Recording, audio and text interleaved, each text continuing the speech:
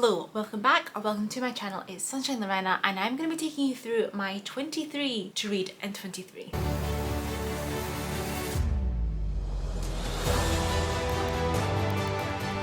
So this is the first year that I'm doing one of these videos. I know a lot of people do, they do the amount of books in the year number. With each year, obviously, it gets more and more. So I figured that I should do it this year to give my chance of succeeding, of actually reading those amount of books in the year that we're in. Because otherwise, it's going to get to a point that it's just, not possible. Like 30 and 30. I mean, it's possible, but realistically, I wouldn't achieve it. You know what I mean? Now, if you watch my goals video, you'd have seen that I mentioned that I was going to have this video coming out of the 23 that I want to read in 2023.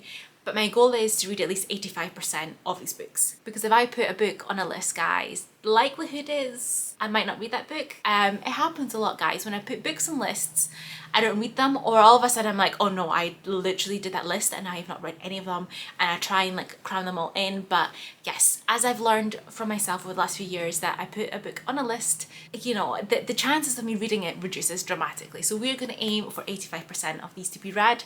I own a lot of these physically. As you can see, there are some ebooks. I own all of these books, so there is literally no excuse for me not to read them because I own them. It's not like I have to go out and buy them because I already own them. Guys, I already own them.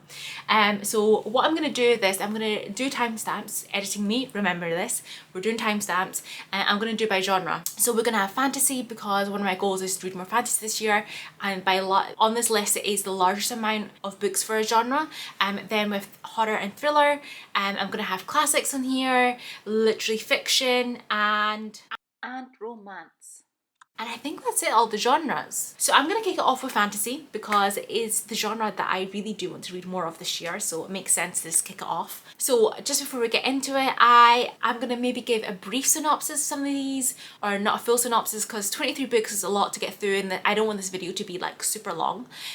There's quite a few of these which you're going to know kind of the premises anyway. I'm just going to get into it. We're going to kick off with fantasy because it is the genre of the year for me that I want to try and read.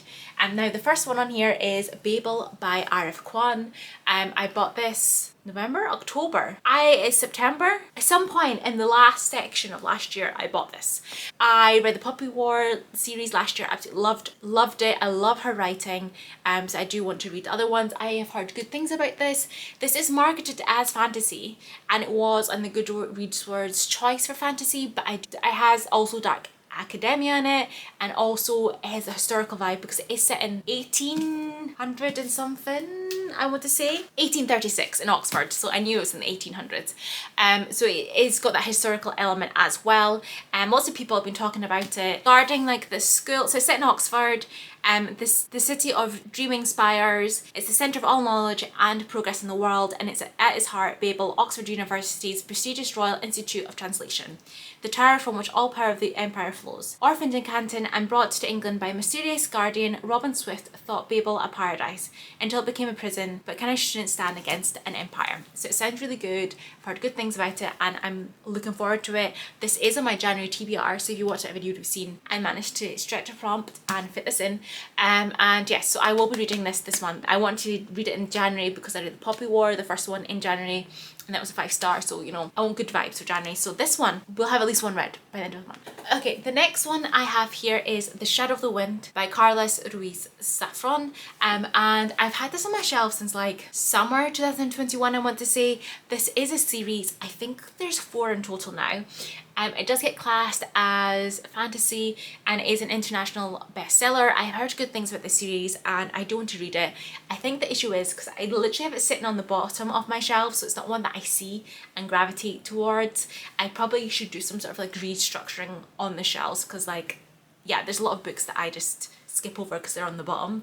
But I know this takes place in Barcelona, involves a library of forgotten titles, and it's hidden in the city, and allowed to choose one book. Daniel pulls out The Shadow of the Wind by Julian Carrix. But as Daniel grows up, several people seem inordinately interested in his find. What begins as a case of literary curiosity turns into a race to discover the truth about life and death of Julian Carax and to save those who he left behind. It's super intriguing. Like I said, it's a series. I'm looking forward to it. I've heard good things. And the writing is smaller than I would have liked it to have been, but we will read this year. We're going to read it at some point. Then the next one I have here is A Magic Steeped in Poison by Judy I. Lin. This came out, was it 2022? I think so. The sequel, the final installment, so the duology, is coming out now in January, and it was in my 2023 anticipated reads. So I'm looking forward to this. It involves tea magic, which I've never read books about tea magic. Our main character brewed the tea that ended up killing her mother, and then her sister now has the same sickness. So there's some sort of competition in the kingdom to find the greatest master of the art of tea making. So she travels to the city to compete, and that's what it kind of centers around. I'm looking forward to it. I love this cover. I love the colours. This I have plans to read now in January as well, so hopefully that'll be 2 read.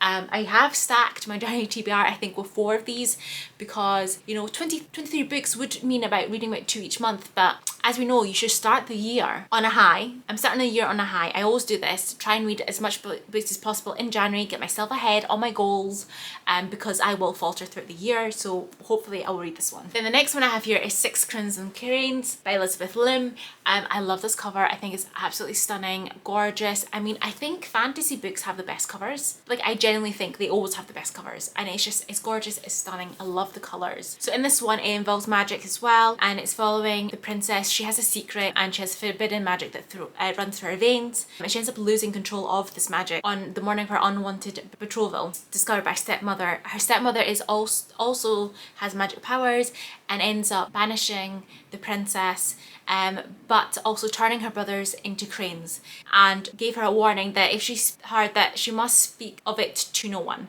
For with every word that escapes her lips, one of her brothers will die. So she has to search for her brothers, and then also at the same time she ends up uncovering some dark conspiracy to seize the throne. And that's what we're following in this one. It sounds super intriguing. I love it, heard good things about it. Should hopefully really enjoy it. For the next one on this fantasy section is The Atlas 6 by Olivia Blake. Again, this has been everywhere. I've heard so many good things about it. And basically the tagline is 6 extraordinary magicians, 5 chances to win, 1 secret society. It's been everywhere. You've probably heard premises of this one. I don't want to go into too much details, but it sounds good. This is an adult fantasy, and yes, again, it's a series, a duology. Yes, I'm looking forward to it. It's another fantasy series that I will be starting at some point this year. And then the last physical fantasy book that I have on this list is Shadow and Bone. Yes, I know there's 3 together. This is literally still in the wrapping from when I bought it from TK Maxx, $7.99, which was a fantastic price. I haven't unwrapped them yet, guys, because I haven't gone to it. I feel like everyone has literally read Shadow and Bone. They've watched the TV series, which I didn't. I was like, oh, I'm gonna read these because I had bought them already. I was like, oh, I'm gonna read it. And then I watched the series, and you know, it's like, I don't know, 1 year late, 2 years later.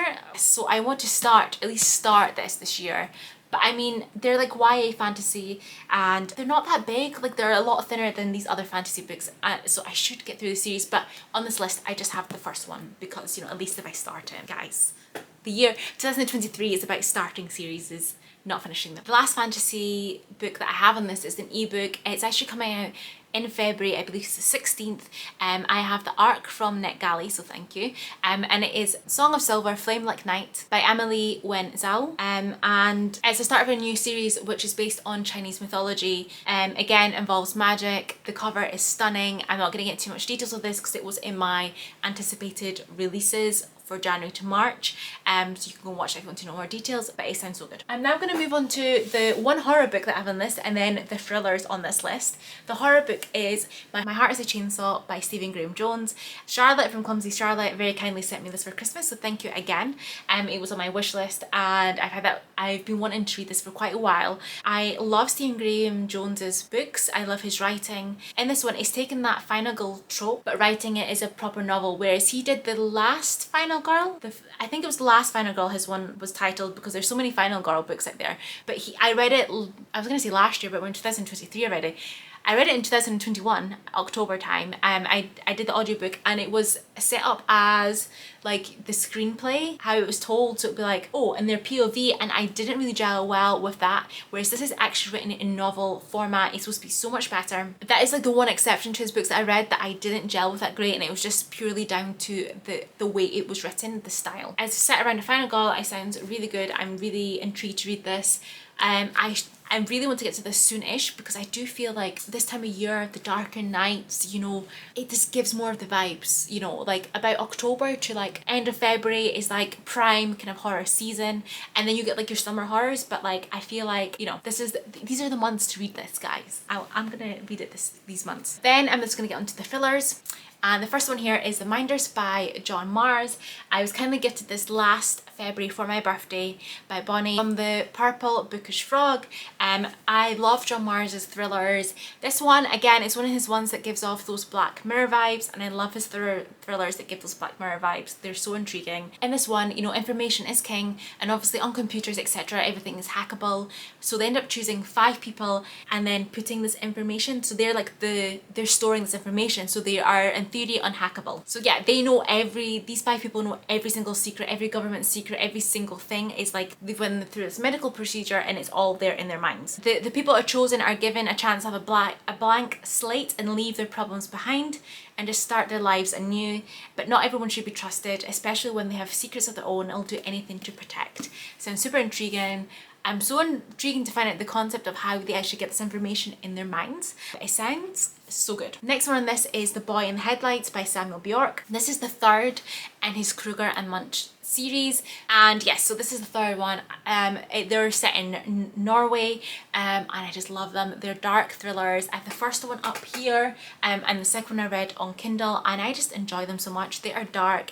Their murders are always in a mysterious way, and there always seems to be serial killer vibes.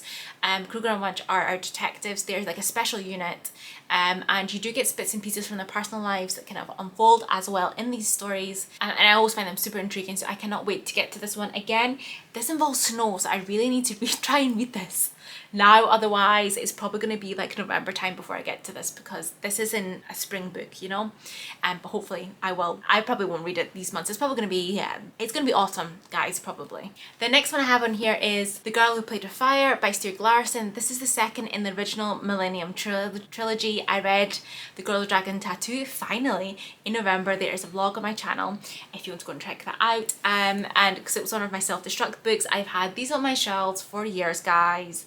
And I'm so glad that I eventually got round to it. Absolutely loved it. It still involves Lisbeth Salander, who is this genius computer hacker, ex-security analyst, and Mikkel Bloomverse, who is a journalist. They are the ones who do the investigating. It's following another case. I think it's really great. I think it's going to be really good. Like I said, really enjoyed Girl with Dragon Tattoo. I gave it 4.5 stars, not quite 5 stars, but I've got a feeling that it's a series that's just going to get better and better, so I cannot wait to get to this. So the next few thrillers that I have on this list are actually ones I own in ebook. The first one is Red Queen by Juan Gomez Jurado, and this is coming out in March. Again, I have this as an arc from NetGalley, so I will be reading it early March latest. I will be reading this one. Like I said, it's a thriller. This is the first time it's been translated to English. So it was originally written in Spanish. It is an international bestseller, and it sold like 2 million copies alone in Spain. It originally came out like the end of 2018, so it has been a while before it's actually been translated into English. And I saw that apparently Prime are going to be doing a TV series of this, and yeah, it seems intriguing. It's set in Madrid, I believe. And I'm looking forward to it. I featured it in my Q1 like anticipated releases, so you can go and check it out if you want more information on this one. I then have Shiver by Ali Reynolds on this list. This is like a snowy thriller, so I mean you should read it by the end of March, or again it's gonna be autumn that I get to this one. I think this was on like my winter TBR of last year and I didn't read it, but if I remember correctly, this one is set in a French skiing resort. There's these friends that are reconnecting. I think they were former like snowboarders, like competition. They're reconnecting and they end up getting snowed in and trapped, and there's games they're playing, and so quite clearly somebody has led them there. They have no escape. It's like a locked room mystery vibe, and somebody's quite clearly, I don't know, trying to expose something that happened to one of them, who mysteriously disappeared some years ago. If I remember correctly, that is the premise, which sounds super intriguing, and I loved locked mystery books. And the last thriller I have on this list is The Silent Patient, and I've had this on my TBR for years. I really need to get to it. I always hear good things about it, people speak about it, and it's also, I really want to read The Maidens, which is also written by the same author, but I believe somebody said that there is, if you haven't read The Silent Patient, there is something that's said in The Maidens that would kind of ruin it for you. I don't think they're directly linked to those stories, but there's something that's said that kind of gives it away, so I need to read this one first. I just really want to get to it. It's like a wife who, I think she murdered her husband but never spoke since, and she's in this mental hospital, and I think there's somebody trying to get the information out of her, if I remember correctly. Okay, and let's just go on to the classics I have in the list. So usually what I've done past few years is I've had a goal of 10 classics on my yearly goals, and then I've done 10 classics I want to read in the year. I'm not doing a separate video this year because I didn't really achieve anywhere near that goal last year, so I said 5, and I have all 5 on this 23 and 23 list, so you're just getting that video kind of within this one. So the first one I have here is Peter Pan Classic. Now you're probably wondering, she has 2 in her hands, and that is because one of my other goals is to read in Italian. So this is the Italian edition that I have. My mother-in-law, I got to take it from her shelves back in summer, and then I've bought in the English version. So technically this is 2 books. I'd be reading it twice, because in Storygraph you can mark things in languages as well, and it's going to be really, which I really want to do to show that, you know, I read another language as well. So technically this is 24 books on this list, technically, guys, because I'll be reading it twice. But sometimes what I like to do is, it kind of helps also having the English one. I've never read Peter Pan. I'm familiar with the story from the Disney film, but as we all know, Disney do change things, so I don't know how 100% true the Disney film is to this. And this is just a really nice cover. I got it in the Black Friday Waterstones double stamps offer, so we're looking forward to that. The next one, which has been on my list since 2020, of the classic ones, so I'm obviously, like I said, I'm great at reading books when I put them on a list, and that is Don Quixote by Cervantes. It is a classic. It is like one of the oldest modern books, if I remember correctly. And yeah, it's a chunker. It is a chunker, guys, and I will get to this at some point, probably summer, because it's set in Spain. It gives me summer vibes, guys. It's like an epic, it's like an adventure, and it seems like it's gonna be really fun, and I think I will enjoy it when I eventually get round to it, which will be this year. The next one, which again has been on my classics to read list since 2020, and that is Anna Karenina by Leo Tolstoy. A lot of people are familiar with this story. It's set in Russia, and it speaks about around society. I believe she's married to someone but is in love with someone else, and like there's some sort of scandal going on, etc. And it does sound really intriguing.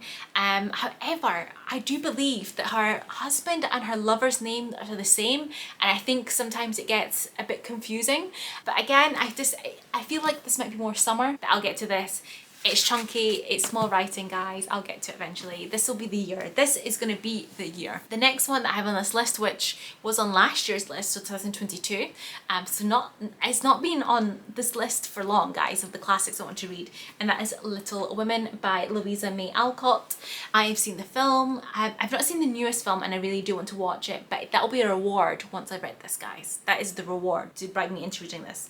I think I read some of this when I was younger, because I do have like a collection of like books in there that it's in there, but it's not like the full one. But yes, I'm looking forward to it. I enjoy the film, I enjoy the story, so I should get to this one, and it's not as big as other ones, so I'm more likely to read this one. And then the last classic that I have on this list is Emma by Jane Austen, and this is just my favorite collection here. I'll probably like read it on my Kindle, most likely with an audiobook or something, because this is not really, this book's heavy, guys. It's heavy. I could read it, but I'm gonna have to sit down like at a table, read it in one place. But this is such a beautiful copy that, you know, I don't want to read it, ruin it. But Emma, I originally started reading some of it back in November 2021. I remember Kiara from Kiara's Corner, she was doing like an Austen along, and I was following along, but at the time I wasn't gelling with Emma, and I didn't force myself. Sometimes with classics I find you just need to be in the right frame of mind, and Emma is like one of her most famous ones. It's supposed to be so funny, and I was like, I'm not enjoying this. It wasn't the right time for me. I'm gonna come back to it. It was also on my classics to read list last year, but I've got a feeling this is gonna be your guys. This is gonna be your more likely spring that I'll pick this up, because the very first time that I actually read Jane Austen was in spring Was it 2021? Was it like April 2021, I want to say, and we were still kind of locked down? I feel like it was that time.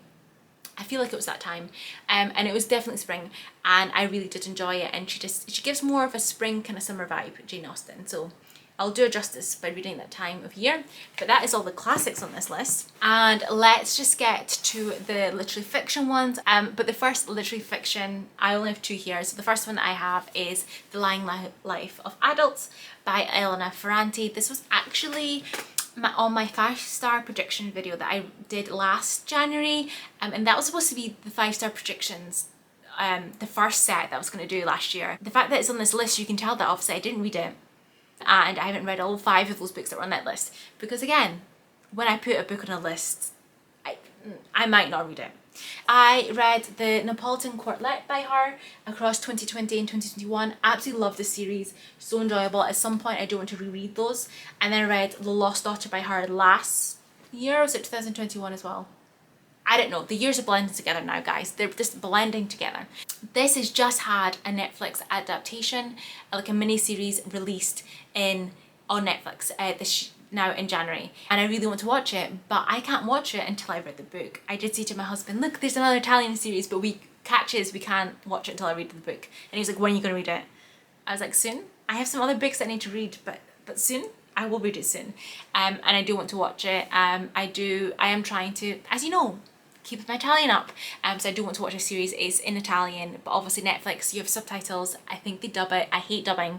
But if you want to watch it in English, you can watch it, or some other Spanish, other languages. What I saw from the trailer is set in the 90s. It is, Giovanna is like kind of split between two types of Naples. She's the Naples of like the bougie kind of fancy people that I think her and her family, middle class with her family is, but then she also sees the underside of Naples, which her aunt is involved in, and it's just about growing up. I love Ella Ferrante's writing. I can't wait to get it. I think it's going to be really good. And then the last literary fiction I have on this, and again, it was on my 5-star reads last year, prediction, sorry, and that is Kintu, and this just sounds amazing and epic, and I need to get to it. I've never heard anyone speak about it. I picked it up in a bookshop that is a local independent bookshop here near me, and they used to do everything was like £3. It's called The Last Bookshop. Everything used to be £3, and I think it's went up to £4, and they used to have deals and stuff, but you know, pandemic, prices of things change. But what I find is there are sometimes you will get books that are popular and kind of well known, and then other times they'll have books in there that you haven't heard of, and it kind of that shop reminds me. Sorry guys, my battery died, so I've got you plugged in now. As I was saying, that bookshop reminds me of a box of stories in bookshop format. If Box of Stories was a bookshop, that's what it'll be, because you find books like this that don't have many ratings on Goodreads, not well known, and they're kind of getting it out there. So that's kind of what it reminds me of, and they're not too expensive, and they also have classics as well. But anyway, this one is set in Uganda, and it follows across a couple of generations. It goes through history, and it follows along this cursed bloodline of the Kintu clan. It goes through the descendants, and I love stories that go through generations, and it just sounds super intriguing. I think when I do eventually pick this up, it's going to be so good. I just need to get to it, and I will. Okay, I only have 2 books left on this list, and they are romances. The first one is The Davenports by Crystal Marquis, and this is coming out in February 2nd, I believe. Again, this was on my anticipated releases video, so I'm not going to go into the synopsis of this one, but it is a kind of historical romance. I think it's YA, if I remember correctly, set in the 1900s. The Davenports are like a family who are wealthy, but they are like one of the few African American families who are wealthy, and it's kind of following the lives and love lives of like the daughters and the maid and their friend, if I remember, and during a time where things are rapidly changing in the United States, and and things are in their life. It sounds intriguing. I think it's been really good. And the last one on this list is Your Place or Mine by Portia McIntosh. Again, it's on that anticipated releases video. This one's coming out now in January the 17th, and it's romance. It is these two people end up having house sitting for friends in common, and they didn't know the other one's going to be there. They don't get on, and then this war ensues between them trying to drive each other out. So, you know, a bit of enemies to lovers vibe in this one, and it sounds amazing and incredible. And that's the full list of all 23 or like I said, I feel like technically it's 24 books that I want to read in 2023, which I will read 85% of, at least, guys, at least. Keep your fingers crossed. Let me know if you've read any of these or any of these on your list, or what kind of books are you wanting to hopefully get to in 2023. Hit that like button, hit that subscribe button if you aren't already subscribed and want to see more content from me, and I will hopefully see you in the next one. Bye! I have so many books. So many books.